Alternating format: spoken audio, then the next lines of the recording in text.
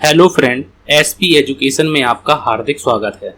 आज की क्लास में हम लोग बात करने वाले हैं बिहार एस्टेट के बारे में बात करने वाले हैं। और जैसा कि आप लोगों को मालूम है कि हम लोग फाइनेंशियल अकाउंटिंग की जो क्लासें हैं हम लोग उनको कर रहे हैं। अगर हम लोग बात करते हैं तो आज की क्लास में हम लोग क्या करने वाले हैं तो उसके बारे में भी मैं आप लोगों को बता देता हूं कि preparation of final account of trading concern के बारे में हम लोग चर्चा करेंगे। और ट्रेडिंग अकाउंट मतलब यहाँ पर हम लोग अगर बात करते हैं तो सीधी सी बात ये है कि हम लोग आज की क्लास में फाइनल अकाउंट की बात करने वाले हैं, जिन्हें हम कहते हैं अंतिम खातों की बात करेंगे। क्योंकि कमेंट आए हैं, एक बच्चे का कमेंट आया है कि अंतिम खाते भी देखिए, तो मैं इसीलिए आप लोगों को ये क्लास भी कराऊंगा। मैं प्रॉपर आप लोगों को सभी मतलब जो भी है आप लोगों के सिलेबस में, चाहे हम रॉयल्टी की बात करें, रॉयल्टी को भी मैं आप लोगों को डिटेल में बताऊंगा। रॉयल्टी के एमसीक्यू मैंने पहले ही आप लोगों को करा दिए हैं, फाइनल अकाउंट के एमसीक्यू भी करा दिए हैं और भी एमसीक्यू करा देंगे अगर आप लोगों का समय रहा तो।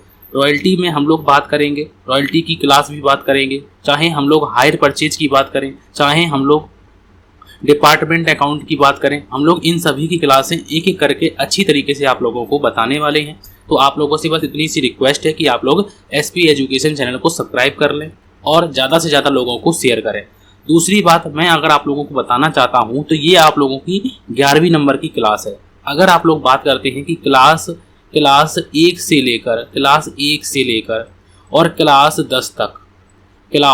10 तक की आप लोगों को जो पीडीएफ हैं वो आप लोगों को एक साथ मैंने दे दी हैं, वो आप लोगों को एक साथ मिल जाएंगी। पीडीएफ जो है डिस्क्रिप्शन बॉक्स में मैंने लिंक दे रखा है, उसमें जाके आप लोग देख सकते हैं। अब हम लोग बात करेंगे, जब नेक्स्ट पीडीएफ की बात करेंगे या फिर इस पीडीएफ की बात करेंगे तो ये भी पीडीएफ आप लोगों को मिल जाएगी। मैं एक एक पीडीएफ आप लोगों को नहीं दूंगा, आप लोग इकट्ठी पीडीएफ ले लीजिए। बस बिल्कुल मिनिमम चार्जेस पर आप लोगों को पीडीएफ जो है वो मिल जाती हैं। क्लास 1 से लेकर 10 तक की पीडीएफ मैंने अपलोड कर दी हैं, आप लोग वहाँ से जाके खरीद सकते हैं। आज की क्लास में हम लोग बात करेंगे कि व्यापारिक संस्था के अंतिम खातों पर चर्चा करेंगे और एक एक बात आप लोगों को बताएंगे। ऐसा नहीं है कि स्किप करके मैं थोड़ा बातें आप लोगों को बताऊं, ठीक है। जितनी डिटेल हो सकती है मैं ज़्यादा से ज़्यादा आप लोगों को डिटेल पढ़ाने की बात करूंगा। तो चलिए अपनी क्लास को शुरू करते हैं। आज की अपनी क्लास बात करते हैं वित्तीय विवरण। अब वित्तीय विवरण क्या होते हैं तो इन्हीं को हम लोग अंतिम खाते भी कहते हैं, वो मैं आप लोगों को अभी बता दूंगा, ठीक है। तो वित्तीय विवरण के बारे में आज की क्लास में हम लोग पढ़ने वाले हैं। सबसे पहले लिखा हुआ है कि वित्तीय विवरण, और वित्तीय विवरण के बारे में यहाँ पर अगर हम लोग बात करते हैं लिखा हुआ है कि दोहरा लेखा प्रणाली, डबल अकाउंटिंग सिस्टम के बारे में भी मैंने बताया है आप लोगों को कि दोहरा लेखा प्रणाली के अंतर्गत लेखांकन प्रक्रिया का पंचम जो है वो अंतिम चरण, लेखांकन प्रक्रिया का पंचम अंतिम चरण जो है वो अंतिम खाते का निर्माण करना है। किसका निर्माण करना है? अंतिम खाते का निर्माण करना है। ये जो है ये तलपट मैंने आप लोगों को पढ़ाया है अच्छी तरीके से। अपूर्ण जो लेखा विधि है वो भी मैंने पढ़ाई है आप लोगों को अच्छी तरीके से। पीडीएफ भी आप लोगों को प्रोवाइड कर दी हैं, ठीक है। तो आप लोग निष्फिक्र रहिए और अपनी तैयारी को अच्छा करते रहिए, सेल्फ स्टडी भी करते रहिए। तलपट लिखा हुआ है कि ये जो है अगर हम लोग बात करते हैं अंतिम खाते के निर्माण की, तो ये तलपट बनाने के बाद बनाए जाते हैं। तलपट को बनाने के बाद बनाए जाते हैं। एक निश्चित अवधि के बाद व्यवसाय की आर्थिक और वित्तीय स्थिति जानने के लिए तलपट के आधार पर अंतिम खाते का निर्माण होता है। याद रखिए, यहाँ पर अगर पूछा जाता है कि अंतिम खाते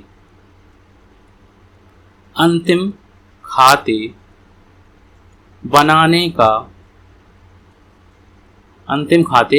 का आधार क्या है, अगर आधार की बात पूछी जाती है तो आधार याद रखिए, अंतिम खाते बनाने का जो आधार है वो क्या है तो याद रखिए तलपट है, क्योंकि तलपट से ही हम लोग अंतिम खाते बनाते हैं। लिखा हुआ है कि वस्तुतः दोहरा लेखा प्रणाली के अनुसार खाते रखने की जो अंतिम कड़ी है उसे हम अंतिम खाते कहते हैं। तो इस बात को याद रखिए, चाहे हम उसे वित्तीय विवरण भी कह सकते हैं और उसे हम लोग फाइनल अकाउंट भी कह सकते हैं, ठीक है। तो मैंने आप लोगों को जितना बताया है कि सबसे पहली बार कि ये लेखांकन प्रक्रिया का पंचम चरण है, ठीक है, और पंचम चरण में अंतिम खातों का निर्माण होता है। ठीक है, ये तलपट के बाद आरंभ होता है। अंतिम खाते बनाने का आधार क्या है? एक निश्चित अवधि के बाद व्यवसाय की आर्थिक और वित्तीय स्थिति जानने के लिए हम लोग क्या बनाते हैं? हम लोग अंतिम खातों का निर्माण करते हैं। सिंपल सी बात है, आगे बढ़ते हैं। लिखा हुआ है कि अंतिम खाता जो हम लोगों ने पढ़ा है कि जिसे देखो ध्यान से, यहाँ पर लिखा हुआ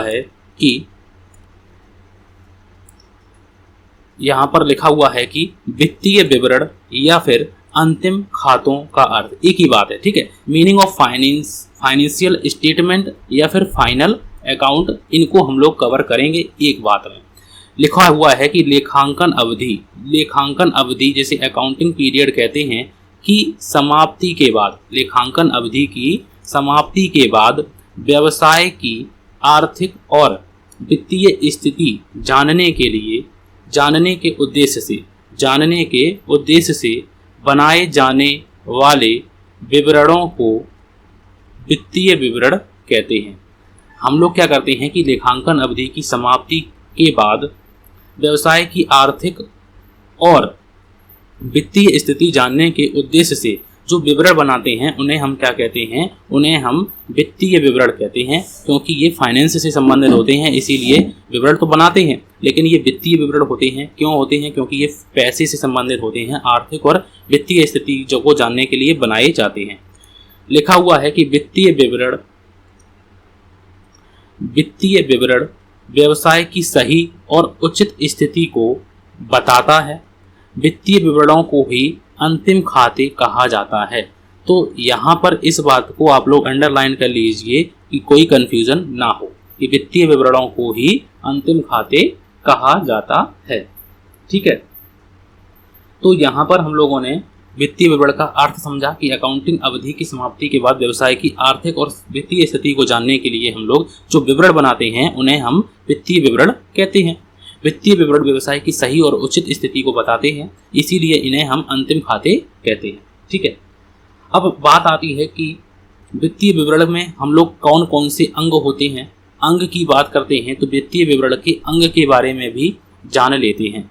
वित्तीय विवरण के अंग या फिर कंपोनेंट्स ऑफ फाइनेंशियल स्टेटमेंट, तो यहाँ पर लिखा हुआ है कि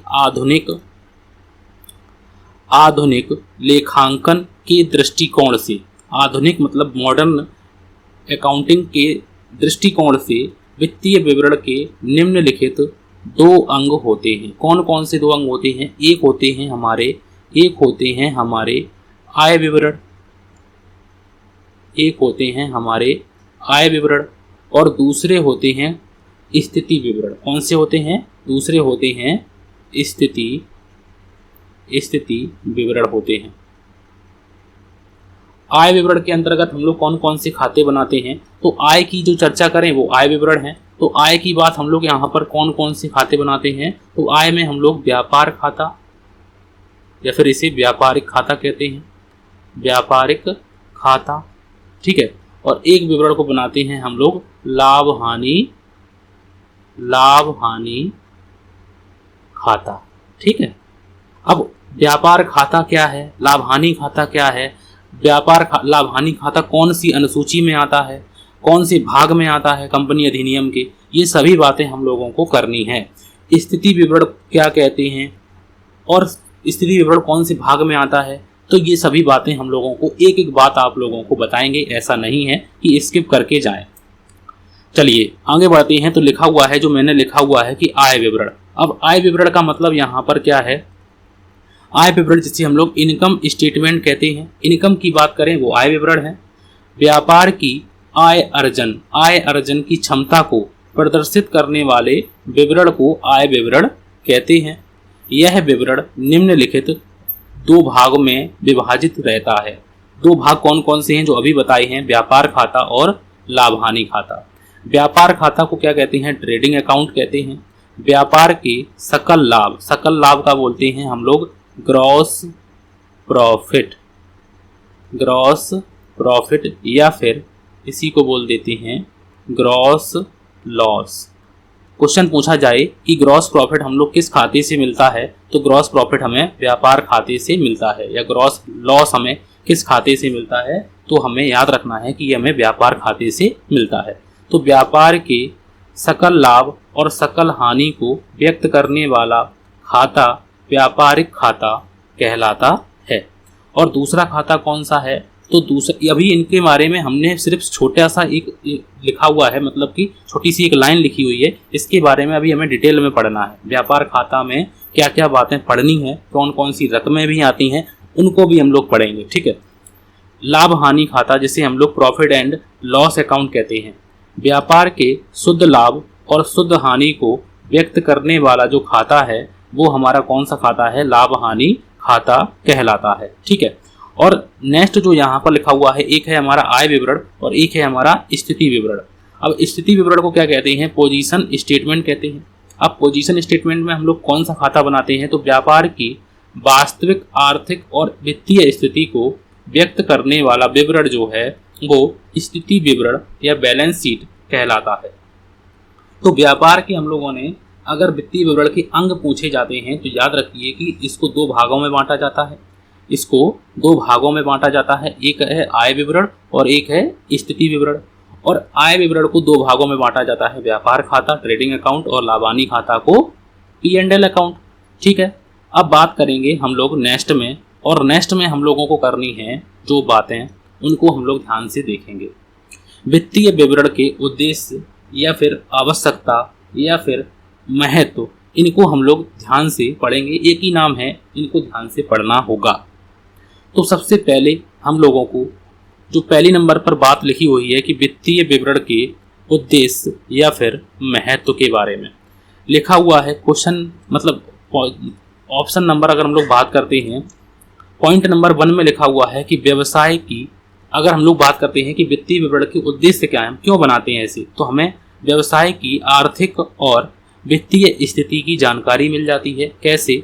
तो व्यापार आर्थिक और वित्तीय स्थिति के बारे में हमें जानकारी मिल जाती है। वो कैसे हमें मिल जाती है? तो वित्तीय विवरण को बनाने का प्रमुख उद्देश्य जो है वो हमारा लाभ या आवश्यकता या उपयोगिता लेखांकन वर्ष की अंतिम तिथि को व्यवसाय की आर्थिक और वित्तीय स्थिति को स्पष्ट जानकारी हमें मिल जाती है। इसी आधार पर व्यवसाय की उन्नति और अवनति निर्भर करती है। तो ये जो है महत्व, ये हमारा महत्वपूर्ण है। ये हमारे लिए, ये पॉइंट हमारे लिए महत्वपूर्ण है, क्योंकि इस पॉइंट से अगर हमें इसके बारे में जानकारी नहीं होगी तो हम आर्थिक स्थिति को बारे में कैसे जानेंगे, ठीक है। दूसरा पॉइंट लिखा हुआ है, दूसरे पॉइंट की बात करते हैं कि व्यवसाय के दायित्वों और संपत्तियों का ज्ञान, knowledge of liability and assets of business. हमें नॉलेज होगी किसके बारे में? कि व्यवसाय की कितनी संपत्तियां हैं, कितने दायित्व हैं। और ये बात हमें किससे पता चलेगी? तो ये बात हमें बैलेंस शीट बनाने से पता चल जाती है। बैलेंस शीट बनाने से, बैलेंस शीट में अगर हम लोग बनाते हैं तो एक पक्ष हमारा लायबिलिटी का होता है और एक पक्ष हमारा एसेट का होता है। तो इस प्रकार से हम लोग इनको बनाते हैं। तो यहाँ पर लिखा हुआ है कि वित्तीय विवरण के अंतर्गत आर्थिक चिट्ठा जो है वो दायित्वों और संपत्तियों का सूचीबद्ध एक विवरण होता है।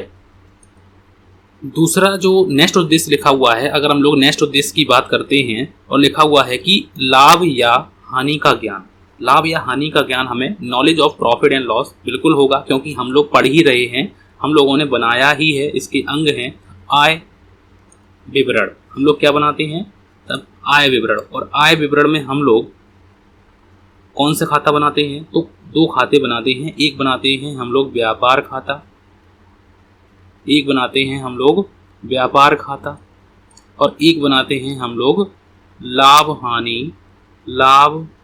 हानि खाता, ठीक है। एक खाता बनाते हैं हम लोग लाभ हानि खाता। अब व्यापार खाता में हम लोग क्या बात पता चलेगी? या तो हमें सकल लाभ पता चलेगा या फिर हमें सकल हानि पता चलेगी। सकल हानि, ग्रॉस प्रॉफिट या ग्रॉस लॉस के बारे में जानकारी हमें मिल जाएगी।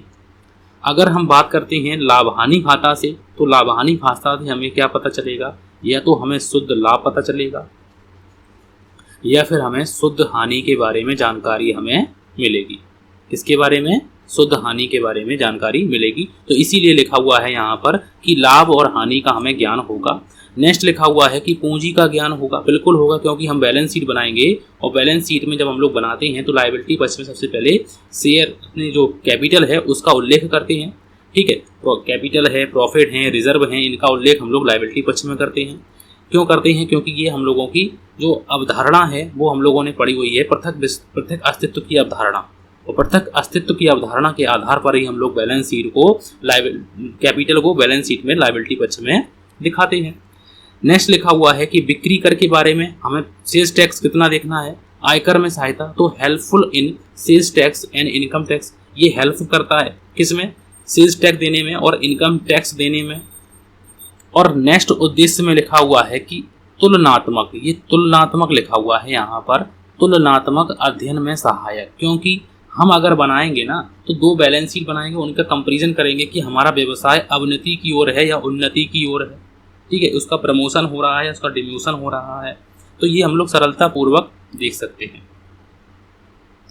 तो जो भी मैंने आप लोगों को उद्देश्य यहाँ पर लिखे हुए हैं, अगर कोई भी उद्देश्य आप लोगों को समझ में नहीं आता है तो आप लोग बता दीजिए, कमेंट भी कर देते हैं तो मैं भी वहाँ पर भी आप लोगों का रिप्लाई करने की कोशिश पूरी करूँगा। आगे अब हम लोग बात करते हैं और आगे बढ़ते हैं। नेक्स्ट जो यहाँ पर लिखा हुआ है और यहाँ से क्वेश्चन पूछे जाते हैं। ठीक है, वित्तीय विवरण के प्रयोगकर्ता। अब प्रयोगकर्ता यूजर्स ऑफ फाइनेंशियल स्टेटमेंट, इसके जो फाइनेंशियल स्टेटमेंट हमने बनाया, बिल्कुल बनाया, अब इसका उपयोग कौन करेगा, इसका प्रयोगकर्ता कौन है, यूजर्स कौन है इसके? तो याद रखिए कि इसके उपयोगकर्ता जो लिखे हुए हैं मैंने सिंपल लिखे हुए हैं कि व्यवसाय का स्वामी, जिसे हम लोग ओनर कहते हैं, तो ओनर यूज करेगा, क्योंकि ओनर देखेगा हमारी लाभ क्या है, हानि क्या है, हमारी आर्थिक स्थिति क्या है, उसका जो यूज करेंगे तो उसका मैनेजर्स यूज करेंगे, जिसे प्रबंधक कहते हैं हम लोग, प्रबंधक भी यूज करेंगे।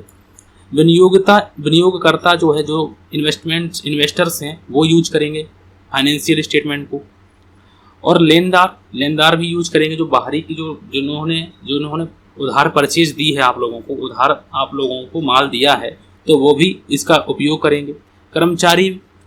कर्मचारी अपनी सैलरी के लिए, बोनस के लिए जो है फाइनेंशियल स्टेटमेंट को यूज करेंगे, देखते हैं, प्रयोग करता है वो भी।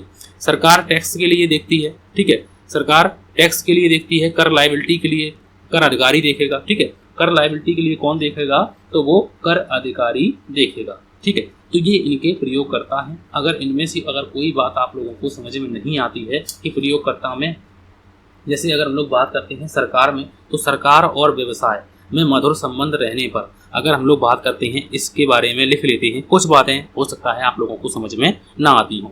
तो अगर हम लोग बात करते हैं कि सरकार और व्यवसाय में, सरकार और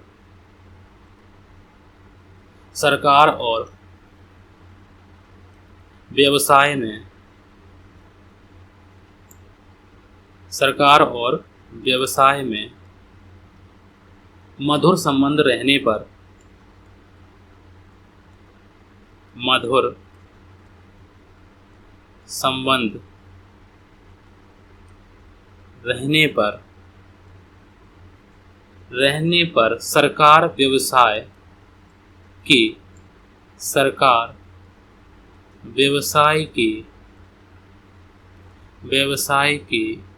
वित्तीय विवरण, सरकार व्यवसाय के वित्तीय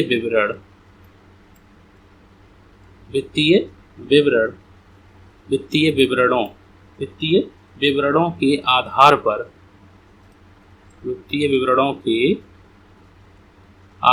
पर व्यवसाय संबंधी सुविधाएं, व्यवसाय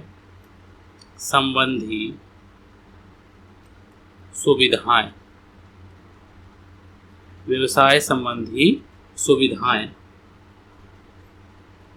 छूट, ठीक है, रियायतें देती है,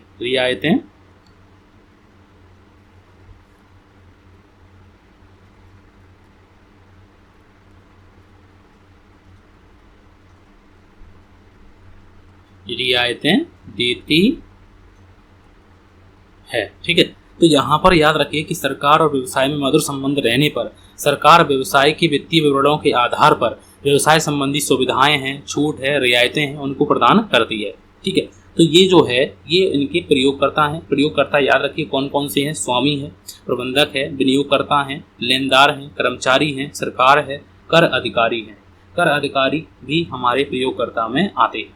ठीक है, एक बात याद रखिए कि ठीक है, एक ध्यान से एक बात याद रखिए कि प्रयोगकर्ता में अगर पूछा जाता है प्रयोगकर्ता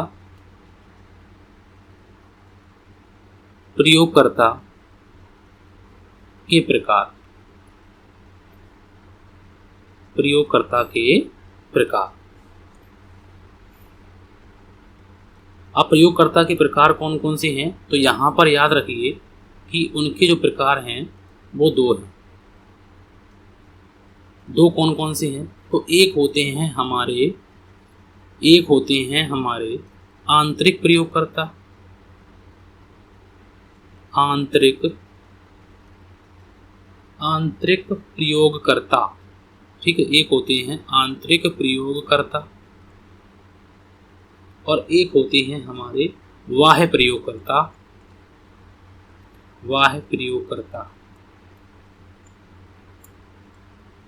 एक होते हैं बाह्य प्रयोगकर्ता। इंग्लिश में अगर हम लोग बात करते हैं तो इन्हें कहते हैं इंटरनल यूजर्स,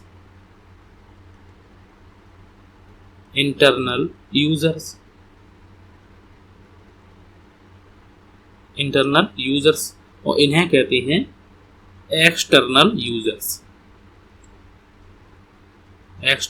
यूजर्स। ठीक है, ये बात अभी बिल्कुल समझ में आ गई है। एक होते हैं आंतरिक प्रयोगकर्ता और एक होते हैं हमारे बाहरी प्रयोगकर्ता। ठीक है, अब बात आती है कि आंतरिक में कौन कौन से लोग आते हैं। आंतरिक में कौन कौन से लोग आते हैं, आंतरिक में कौन कौन से लोग आते हैं, तो उनमें आते हैं जो वो आते हैं व्यवसाय का स्वामी,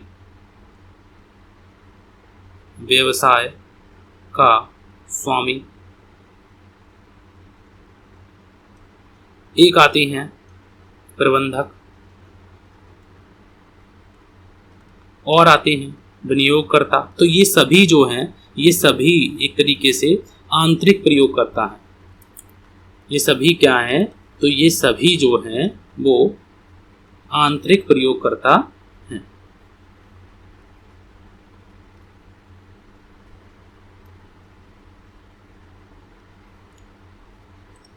तो ये सभी क्या हैं, तो ये सभी हमारे आंतरिक प्रयोगकर्ता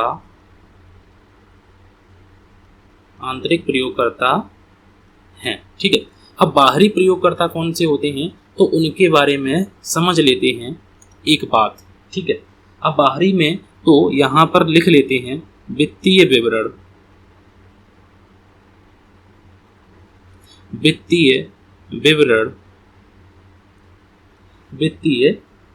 के बाह्य प्रयोगकर्ता, वित्तीय विवरण के बाह्य प्रयोगकर्ता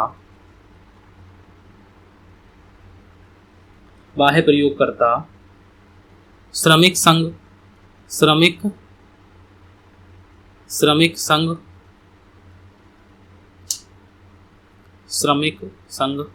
ठीक, इस प्रकार से नहीं हम लोग लिख लेते हैं। तो इसमें कौन कौन से प्रयोगकर्ता आते हैं उनके बारे में जान लेते हैं, क्योंकि हम बिल्कुल आप लोगों को एक एक पॉइंट पढ़ाने वाले हैं। तो यहाँ पर आते हैं श्रमिक संघ आते हैं। ठीक है, दूसरा हम लोगों का इसमें और कौन आता है, तो वाणिज्यिक मंडल आते हैं। वाणिज्य मंडल और कौन आते हैं, तो इसमें और आते हैं व्यापार संघ आते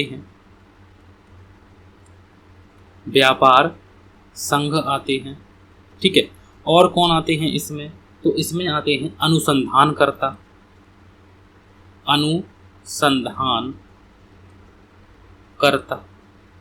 अनुसंधानकर्ता आते हैं। और कौन आते हैं इसमें, तो और आते हैं हमारे स्कंद विपणी आते हैं,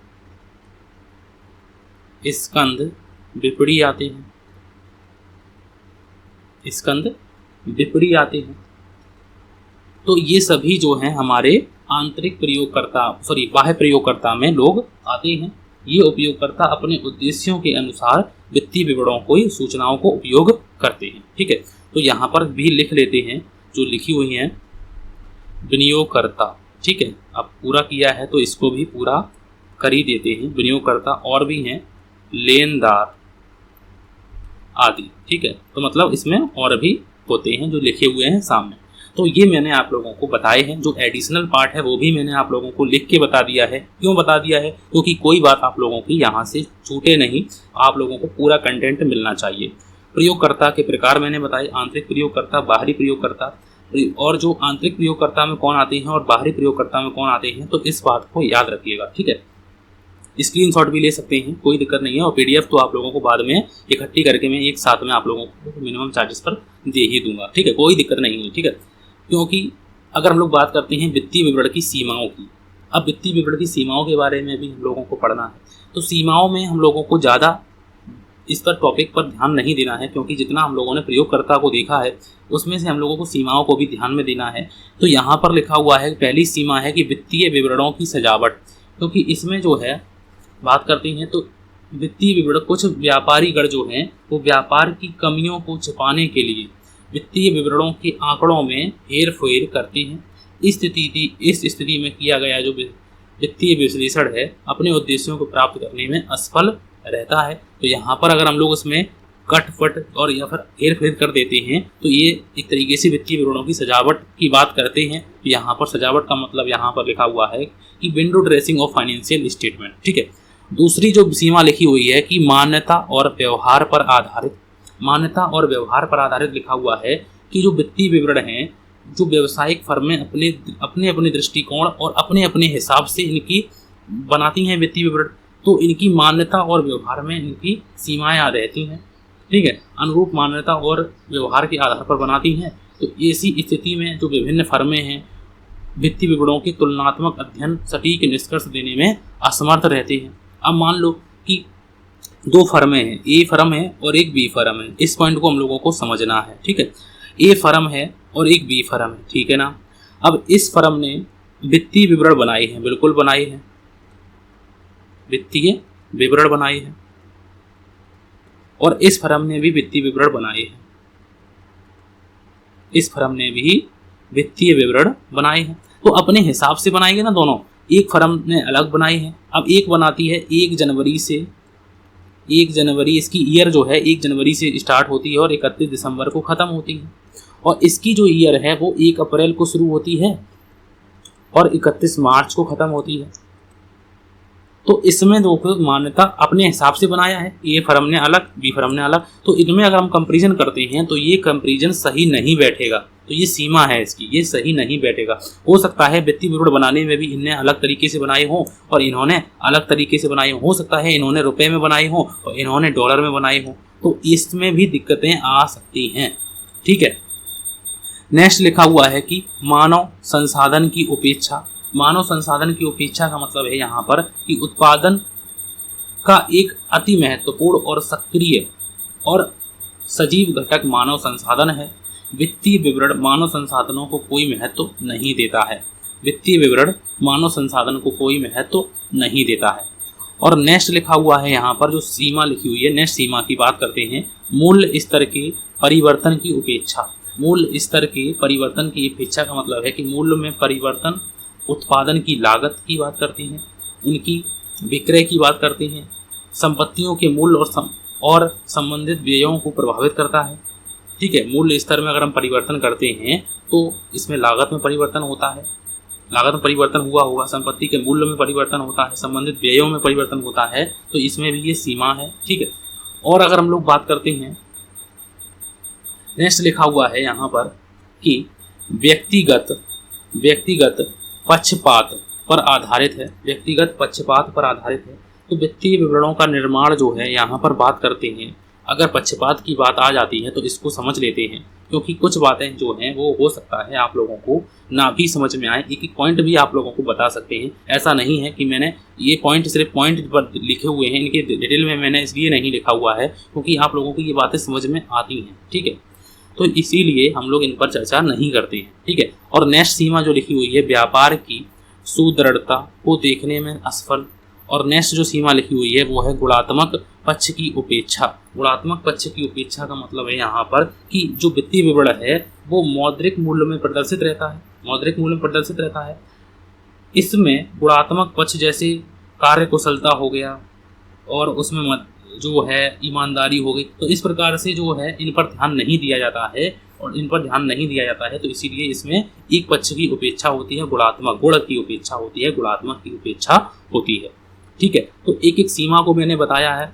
अब हम लोग बात करते हैं और ये हम लोगों का व्यापार खाता के बारे में जानेंगे। और व्यापार खाता मैंने पहले भी आप लोगों को कुछ बातें तो व्यापार खाते के बारे में मालूम है, अब थोड़ी सी बातें और देख लेते हैं जिससे डिटेल भी पूरी हो जाएगी। यहाँ पर बात करते हैं, यहाँ पर लिखा हुआ है आशय। सबसे पहले व्यापार ट्रेडिंग अकाउंट और ट्रेडिंग अकाउंट का आशय लिखा हुआ है कि किसी निश्चित अवधि में किसी व्यवसाय के सकल लाभ या सकल हानि को ज्ञात करने के उद्देश्य से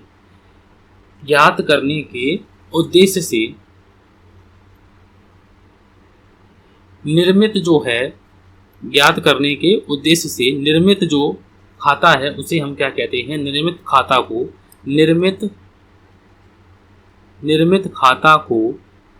खाता को व्यापार खाता कहते हैं। व्यापार खाता एक कैसा खाता है, इस बात को याद रखिए कि व्यापार खाता एक कैसा खाता है, नाम मात्र का खाता है। कैसा खाता है, नाम मात्र का खाता है, क्योंकि नेचर पूछा जाता है। इसका नेचर कैसा है, तो इसका नेचर जो है वो नॉमिनल अकाउंट जैसा है। नॉमिनल अकाउंट, तीन ही अकाउंट होते हैं, नॉमिनल अकाउंट जैसा है, ठीक है। विकृत माल की लागत से विक्रय की राशि जितनी अधिक होती है उतना ही सकल लाभ होता है, और विक्रय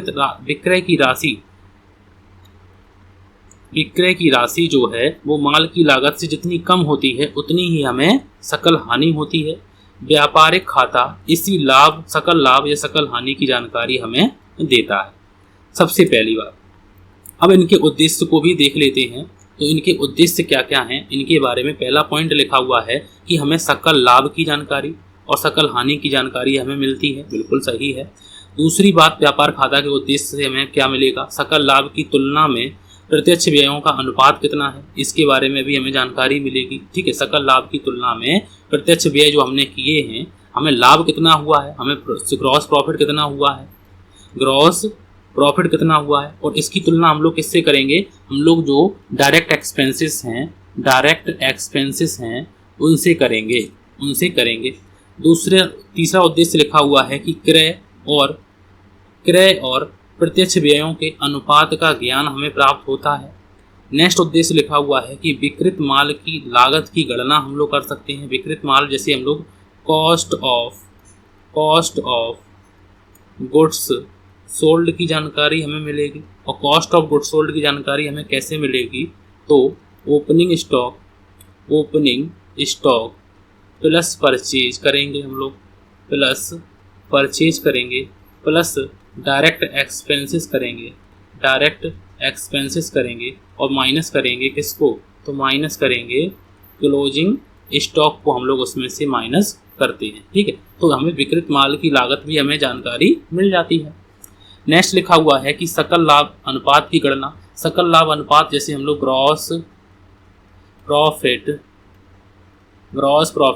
रेशियो की बात करते हैं, और ग्रॉस प्रॉफिट रेशियो बराबर होता है ग्रॉस प्रॉफिट और डिवाइड करते हैं हम लोग किससे, नेट सेल से डिवाइड करते हैं और मल्टीप्लाई करते हैं 100 से, तो इसके बारे में भी हमें जानकारी मिल जाती है। नेक्स्ट जो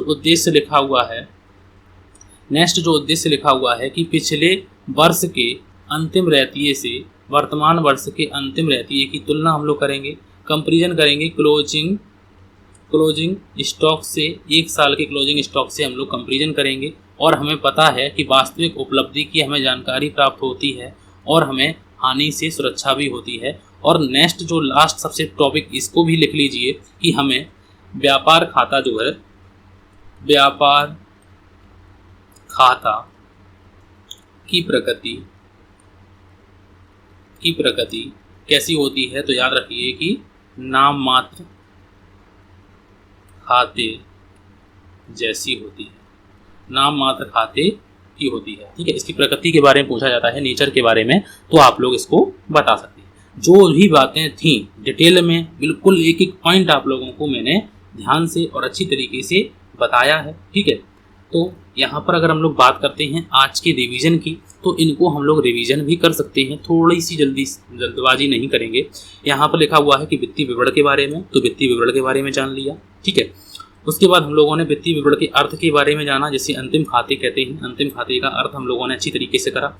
और इनके MCQ क्लास आप लोगों को मिल जाएंगे। 2 क्लासें मैंने पार्ट 1 और पार्ट 2 मैंने आप लोगों को लिए पहले ही अपलोड कर दिया है। MCQ टाइप जो क्लासें हैं उनमें मैंने आप लोगों को ये क्लासें कर दी हैं, आप लोग जाके आराम से करिए। और याद रखिए एक बात कि ये आप लोगों का पार्ट 1 है, इसका पार्ट 2 भी हम लोगों को करना है। उसमें हम लाभ हानि के बारे में जानकारी, और लाभ हानि कौन सी अनुसूची में बनाया जाता है, कौन सी भाग में इसको रखा जाता है, लाभ हानि का परंपरागत दृष्टिकोण क्या है, लाभ हानि को बनाने का आधुनिक दृष्टिकोण क्या है, तो ये सभी बातें हमें करनी है। स्थिति विवरण के बारे में भी बातें करनी है, इनके जो स्टेटमेंट जो प्रारूप है, सैंपल है, उनके बारे में भी बातें करनी है। तो ये पार्ट 2 भी इसका आने वाला है, आएगा, बिल्कुल आएगा। ठीक है, तो ये PDF लिखवाने में और बहुत सी चीज़ों में करने में थोड़ा सा वक्त लग जाता है, क्योंकि हम ये सभी पैसे देकर खर्च करते हैं आप लोगों के लिए। ठीक है, मैं पैसे देता हूँ इस PDF को बनवाने के लिए, तो उसमें थोड़ा सा समय लग जाता है। इसीलिए जो आप लोगों की क्लासें हैं वो थोड़ी सी 1-2 दिन लेट हो जाती हैं, लेकिन कोशिश करेंगे कि आप लोगों को एक क्लास प्रतिदिन तो मिले ही मिले। ठीक है, यहाँ पर बात करते हैं, हम लोगों ने अंतिम खाते की बात की हुई है, तो वित्तीय विवरण के अंग के बारे में मैंने आप लोगों को बताया है कि अंग कौन कौन से होते हैं, और अंग 2 प्रकार के होते हैं, इस बात को याद रखिएगा। ठीक है, और यहाँ पर मैंने बताया है कि उद्देश्य क्या क्या हैं इनके। ठीक है, और फिर उसके बाद मैंने प्रयोगकर्ता के बारे में बताया है, अच्छी तरीके से आप लोगों को प्रयोगकर्ता के बारे में मैंने बताया आज। उसके बाद मैंने आप लोगों को सीमाओं के बारे में बताया कि इनकी सीमाएँ क्या क्या हैं, और मैंने आप लोगों को व्यापार खाता और व्यापार खाते के उद्देश्य के बारे में मैंने अच्छी तरीके से आप लोगों को आज की क्लास में बताया है। अगर मेरे द्वारा जो प्रयास किया जा रहा है आप लोगों के लिए, अगर ये आप लोगों को अच्छा लगता है, तो प्लीज़ आप लोग SP एजुकेशन चैनल को जरूर सब्सक्राइब करें, और ज़्यादा से ज़्यादा इसको शेयर भी करें, वीडियो को लाइक ज़रूर कर दें, क्योंकि मैं लाइक के लिए ज़्यादा कहता नहीं हूँ आप लोगों के लिए, मैंने पूरा आप लोगों को पढ़ा दिया है, और बिल्कुल लास्ट में आके कह रहा हूँ कि प्लीज़ आप लोग इसको लाइक ज़रूर कर दें, तो इसको शेयर करें। Thank you. आज की क्लास में जो भी था मैंने आप लोगों को बताया, इसकी नेक्स्ट क्लास भी आप लोगों को आएगी, बहुत ही जल्द आएगी। तो आज की क्लास के लिए थैंक यू फॉर वॉचिंग।